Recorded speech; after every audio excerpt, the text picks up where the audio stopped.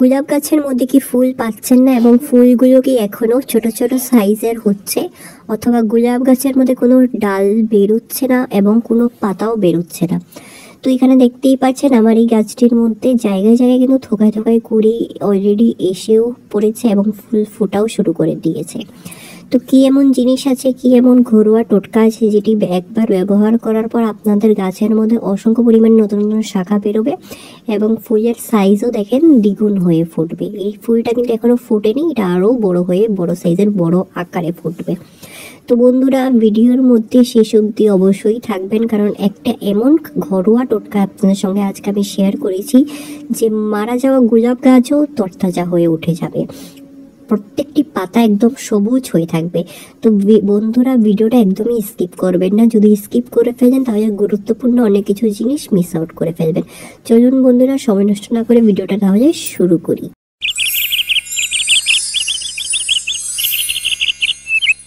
নমস্কার বন্ধুরা, কেমন আছেন সবাই? মিকি মিনিস গার্ডেন্সের মধ্যে আপনাদের সকলকে স্বাগত জানাচ্ছি। আশা করি সবাই ভালো আছেন, সুস্থ আছেন। তো বন্ধুরা, আজকে এই ভিডিওর মধ্যে আমি আপনাদেরকে বলবো যে আপনারা অসংখ্য পরিমাণে কুড়ি কী করে সংগ্রহ করবেন গোলাপ ফুলের মধ্যে, কারণ শীত পড়ে গেছে, শীতের হলো রানী হলো গোলাপ ফুল। যদি গোলাপ না থাকে বাগানে তাহলে কিন্তু সেটাকে বাগান বলে ধরা হয় না। তো এখানে দেখেন একদম থোকায় থোকায় একদম ফুল ফুটে বাহার হয়ে গেছে।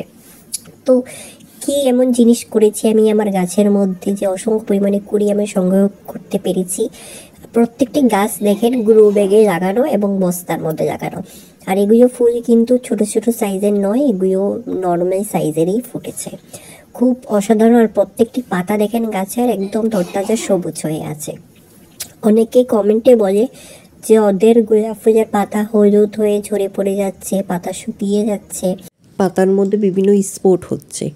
তো সমস্ত সমাধানের সমস্যা আজকের এই ভিডিওর মধ্যে আমি দূর করে দেবো। আর এই যে দেখেন, এটা হলো ভ্যালেন্টাইন রোজ, খুব সুন্দর দেখতে, অসাধারণের ফুলের সাইজও কিন্তু আরও দ্বিগুণ বড় হবে, ফোটা যা শুরু করেছে।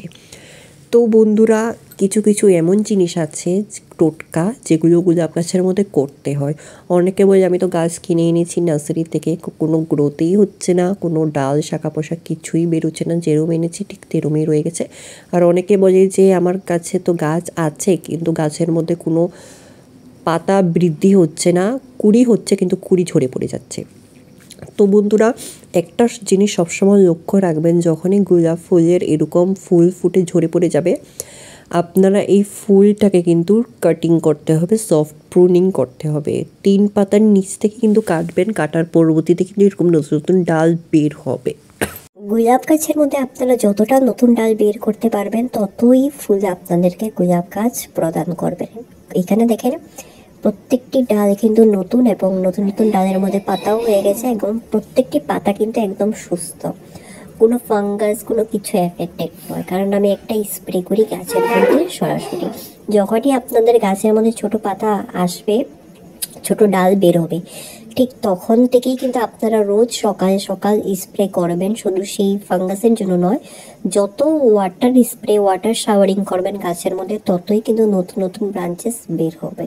আর এখানে দেখেন এইগুলোর ডাল ব্রাঞ্চেস কালো হয়ে গেছে, এগুলোকে ছাঁটাই করে দেবো, কারণ এগুলো পুরান ডালের মধ্যে কিন্তু নতুন গ্রোথ হবে না, সেটার আশা আপনারা রাখবেন না, আপনারা কিন্তু কাটিং করতে হবে। আর এই যে দেখেন, এই গাছটির মধ্যে কিন্তু প্রচণ্ড পরিমাণে ফাঙ্গাস অ্যাটাক হয়ে গিয়েছে, আমি কিন্তু আশাই ছেড়ে দিয়েছিলাম যে এই গাছটির মধ্যে নতুন নতুন গ্রোথ হবে, তবুও কিন্তু নতুন নতুন ব্রাঞ্চেস বেরিয়েছে এবং সেটার কারণ হলো আমি রোজ সকালে স্প্রে করি ঠান্ডা জলের। তো রোজ সকালে কিন্তু 7টার সময় স্প্রে করবেন, খুব কিন্তু অনেকটাই গুরুত্বপূর্ণ জিনিস এই গোলাপ গাছের মধ্যে। গোলাপ গাছ ততটাই রিল্যাক্স হবে, ততটাই স্ট্রেস ফ্রি হবে আপনারা যদি স্প্রে যতটা করবেন। তো এখানে দেখেন আমি কিন্তু সমস্ত হলুদ পাতাগুলোকে কিন্তু ধুয়ে নিচ্ছি। হলুদ পাতা আসলে অতিরিক্ত ওভার ওয়াটারিংয়ের কারণেও হয়ে থাকে এবং যদি মাটি শুকিয়ে যায় তার পরবর্তীতেও কিন্তু হলুদ পাতা হয়ে যায় গাছের মধ্যে, যেহেতু এখানে দেখেন মাটিটা প্রায় শুকনো। বন্ধুরা, কিছু কিছু এমন টোটকা আছে যদি আমরা গাছকে পরবর্তী বাঁচানোর জন্য যদি করে ফেলতে পারি তাহলে কিন্তু গাছ বেঁচে থাকবে। তো অনেকে বলে যে ওদের কাছে গোলাপ গাছ বাঁচে না, মরে যায়, শুকিয়ে যায়, ডাল পাতা হয় না, কোনো কুড়ি বের হয় না।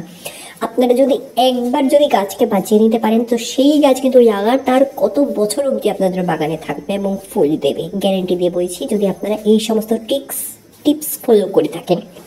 তো অনেকে বলছে যে ওদের গাছের মধ্যে কুড়ি হচ্ছে না, নতুন ডাল বের হচ্ছে না। নতুন ডাল কি করে বেরোবে? আপনাদেরকে এই কাজটা করতে হবে। এটা হলো কাটিং। এটা এমন কোনো কাটিং নয়, হার্ড প্রুনিং, সফট প্রুনিং, এমন কোনো প্রুনিং নয়। এটা হলো বার্ডস কাটিং। বার্ডস কাটিং মানে দেখেন এখানে ফুল, প্রায় এই ফুলটা অনেক দিন অবধি ছিল, 6-7 দিন অবধি ছিল, ঝরে পড়ে গেছে। এখন এখানে দেখেন 3 পাতা আছে উপরে, নিচে 5 পাতা। এই 3 পাতা নিচে থেকে কিন্তু এখন আমি কাঁচির মাধ্যমে কাটবো এবং 5 পাতার উপর থেকে। তো এই কাটার মাধ্যমে কিন্তু নতুন নতুন ব্রাঞ্চেস বের হবে এবং নতুন নতুন ব্রাঞ্চেসের মধ্যে নতুন নতুন কুড়ি আসবে। অনেকে ভাবে যে পুরান ব্রাঞ্চেসের মধ্যেই কুড়ি আসবে, নতুন পাতা হবে, এরকম ধারণা নিয়ে থাকবেন না। কারণ গোলাপ গাছ পুরান ডালের মধ্যে কুড়ি আসে না এবং নতুন পাতাও হয় না। যতটা আপনারা এরকম সফট প্রুনিং করতে থাকবেন, এরকম বার্ডসগুলো কাটিং করতে থাকবেন, ততটাই ব্রাঞ্চেস বেরোবে, ততটাই আপনাদের গাছ উঁচু হতে হতে থাকবে। আরও অনেকে বলে যে ওদের গাছের মধ্যে কোনো গ্রোথই হচ্ছে না, নার্সারিতে যেমন দেখেছে বাড়িতে আনার পর আর কোনো গ্রোথই হচ্ছে না, ওইটা সমস্ত পাতা ঝরে পড়ে গেছে। তো আজকে সেটারই আমি আপনাদের সঙ্গে একটা এমন খাবার শেয়ার করব যেটা গাছের মধ্যে নতুন গ্রোথ বের করতে বাধ্য করবে। এখানে দেখেন এখন যেটা কাটিংটা কেটেছি, এখানে কিন্তু অল্প পরিমাণ ফাঙ্গিসাইড লাগিয়ে দিয়েছি। আপনারা ফাঙ্গিসাইডটা ব্যবহার করবেন, সেটা খুবই গুরুত্বপূর্ণ, না হলে কিন্তু এই ডালটা কালো হয়ে যাবে। তো রিস্ক একদমই নেবেন না, ভালো করে ফাঙ্গিসাইড ব্যবহার করবেন। তো আরেকটা জিনিস আমি আপনাদেরকে বলবো যে নতুন পাতা বের করতে শুধু ফার্টিলাইজারের প্রয়োজন হয় না। আমরা যদি রোজ সকালে ঠান্ডা জলের গাছের মধ্যে যদি স্প্রে করি লাগাতার, আপনারা 1 সপ্তাহ স্প্রে করে দেখেন, ঠান্ডা জলে সকাল 7টায় করবেন, নতুন নতুন ব্রাঞ্চেস বেরোবে। তো এখন চলুন এখন খাবারের ক্ষেত্রতে আসি। এখানে কিন্তু একটা মার্কেট ফার্টিলাইজার নিয়েছি, এটা হলো মার্কেট ফার্টিলাইজার। আর এই যে এটাই হলো ঘরোয়া ফার্টিলাইজার।